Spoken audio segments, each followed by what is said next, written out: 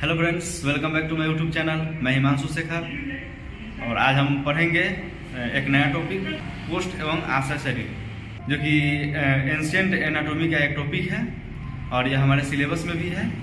तो सबसे पहले कोष्ठ क्या है, कोष्ठ के बारे में जानेंगे। कोष्ठ है क्या? तो आयुर्वेद के अनुसार हमारे शरीर में 8 विशेष अवयव है। इन 8 अवयव के समूह कोष्ठ कहते हैं। ठीक, इसमें भी चरक के अनुसार कितना है, सुश्रुत के अनुसार कितना है।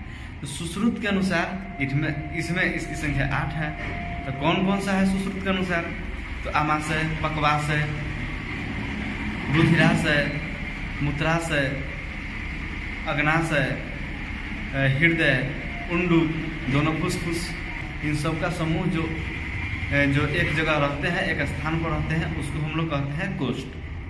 फिर चरक के अनुसार हमारा शरीर के मध्य भाग, जिसमें आमाशय और पक्वाशय है, इसको हम लोग कहेंगे कोष्ठ। कोष्ठ तो हो गया, लेकिन इसके नेक्स्ट क्या पढ़ेंगे? कोष्ठांग। कोष्ठांग से कहेंगे कोष्ठ के अंदर जो विशेष अवयव है उसको हम लोग कहेंगे कोष्ठांग। तो कोष्ठ के अंदर तो अभी देखें हम लोग 8 अवयव है। मान लीजिए उसमें आमाशय, पक्वाशय, रुधिराशय, ये सब क्या है, एक एक चीज को लेंगे तो ये सब कोष्ठांग हो गया। ये सब हो गया कोष्ठांग। फिर इसमें भी चरक के अनुसार, तो चरक के अनुसार इसकी संख्या 15 है, कोष्ठांग की संख्या 15 है। कौन कौन सा है इसका हम लोग आगे डिटेल में देखेंगे। फिर सुश्रुत के अनुसार 8 होते हैं, इसका भी हम लोग आगे डिटेल में देखेंगे। आशय किसे कहेंगे? तो हमारे शरीर का वह स्थान जहाँ दोष, धातु, मलमूत्र का स्थान हो, उसे आशय कहेंगे।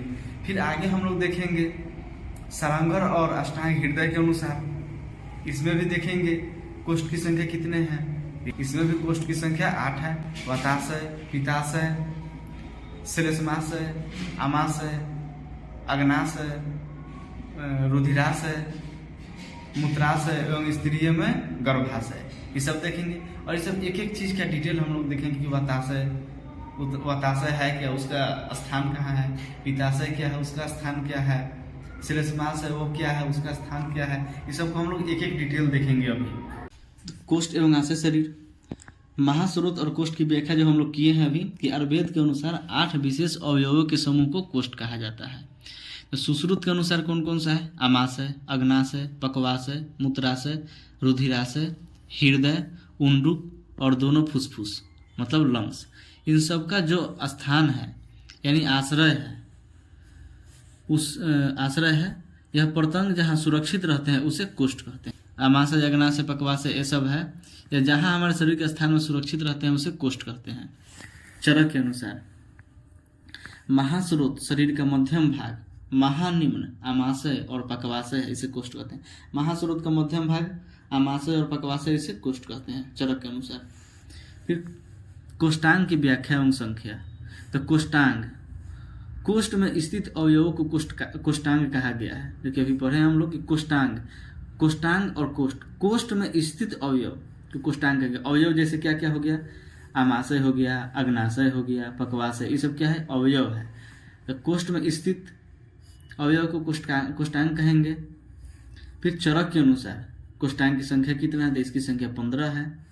नाभि, हृदय, कुलोम, यकृत, प्लीहा, दोनों वृक्क, बस्ती, पुरीसाधार, आमाशय, पक्वाशय, उत्तरगुद, अधरगुद, क्षुद्रांग, स्थूलाग, वपावहन।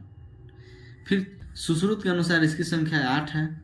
हृदय, रुधिर स्थान, मूत्र स्थान, उंडुक, आम स्थान, पक्वा स्थान, फुसफुस, अग्निश स्थान। ठीक।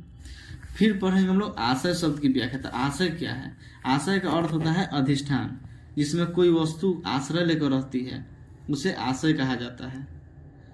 या शरीर का वह स्थान जो धातु, दोष एवं मलमूत्र आदि का आधार हो, उन्हें से आशय कहा जाता है।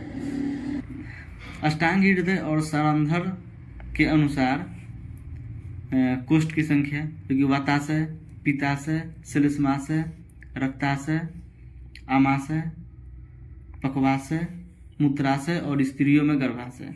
तो सारंघर ने स्त्रियों में गर्भाशय के अतिरिक्त 2 आशय और माना है। वो 2 आशय कौन कौन सा है? स्तनाशय है। फिर वाताशय देखेंगे। वाताशय क्या है? वाताशय हमारे शरीर में रहता है, फिर भी इसके 2 विशेष अधिष्ठान हैं। फुसफुस यानी लंग्स, पकवास यानी कोलोन, 2 अधिष्ठान है वाताशय का। इसमें प्राण वायु और एक होता है व्यान वायु। प्राण वायु लंग्स में रहते हुए रक्त का शोधन करता है। व्यान वायु जो है वो रक्त के परिभ्रमण में सहायक है, मतलब ब्लड सर्कुलेशन में हेल्प करता है। फिर है पित्ताशय। तो पित्ताशय जो है हमारे शरीर में रहता है, फिर भी इसके 2 विशेष अधिष्ठान है, लीवर और पेनक्रियाज, मतलब यकृत और अग्नाशय। यकृत के साथ जो गॉल ब्लेडर है उसी में पित्त आश्रित रहता है, मतलब लीवर के साथ जो गॉल ब्लेडर होते हैं उसी में यह पित्त आश्रित होते हैं। फिर पाचक पित्त को अन्य पित्त से श्रेष्ठ माना गया है। हमारे शरीर में जो भी अन्य पित्त है, अलग अलग जो पित्त है, उसमें सबसे श्रेष्ठ किस पित्त को माना गया है? तो पाचक पित्त को माना गया है। श्लेष्माशय, इसका मुख्य स्थान उरह माना गया है, मतलब उरह का मतलब हम लोग उसको इंग्लिश में चेस्ट कहते हैं। तो यकृत एवं प्लीहा, मतलब लीवर और स्प्लीन को रक्त का स्थान माना गया है। जब मनुष्य के शरीर में रक्त की कमी होने लगती है तब आशय स्थान से आवश्यकता अनुसार रक्त का प्राप्त करता है। जैसे मान लीजिए एक्सेसिव लॉस ऑफ ब्लड, हमारे शरीर से अगर अचानक ब्लड लॉस कर गया तो हमारे शरीर में ब्लड की जरूरत पड़ेगी। अब ब्लड की जरूरत कैसे पड़ेगी? तो फिर कौन देगा ब्लड? हमारे शरीर से ब्लड कहाँ से आएगा? तो वही लीवर और स्प्लीन से आएगा। अगर ब्लड की कमी होती है तो हमारे शरीर आवश्यकता अनुसार वहाँ से ले लेती है। यकृत और प्लीहा रक्त के रिजर्वर माने गए हैं, मतलब ब्लड रिजर्वर माने गए हैं लीवर और स्प्लीन को। उसके बाद आया आमाशय। परवल के आकार का तथा मांस सूत्रों से बना हुआ यह एक रिक्त कोष्ठांग है। यह खाए हुए अन्न को ग्रहण करता है। 25 सेंटीमीटर लेंथ है इसका, 10 से 12 सेंटीमीटर ब्रीथ है, 2 ओरिफिस होते हैं। मतलब परवल के आकार का, मांस सूत्रों से बना हुआ, मतलब रिक्त कोष्ठांग, मतलब जो हमारा कोष्ठांग है वो खाली है, खाली कोष्ठांग होते हैं, मसल्स का बने हुए होते हैं, परवल के आकार का। ठीक, इसमें कार्डियक ओरिफिस और पाइलोरिक ओरिफिस, ये भी 4 कोट से घिरा हुआ होता है, 4 लेयर से घिरा होता है। एक सीरस कोट, मस्कुलर कोट, सब म्यूकस कोट और म्यूकस कोट। ठीक, तो पकवास यहाँ पर अन्न का पाचन होता है। इसमें यहाँ पर अन्न का पाचन होता है, इसमें स्थल और क्षुद्र दोनों का समावेश होता है। पकवास से साधारणतः स्थूलांतर का बोध होता है, मतलब पकवास यहाँ अन्न का पाचन होता है। इसमें सीधा भाषा में यही जानेंगे कि अन्न का पाचन होता है यहाँ पर।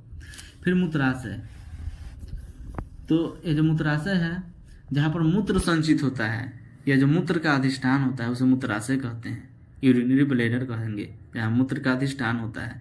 सीधा भाषा में यही जानेंगे कि जो मूत्र का संचित होता है, जहाँ कलेक्शन ऑफ यूरिन है, तो कहाँ है collection of urine? Urinary bladder, इसको हम लोग मूत्राशय कहेंगे।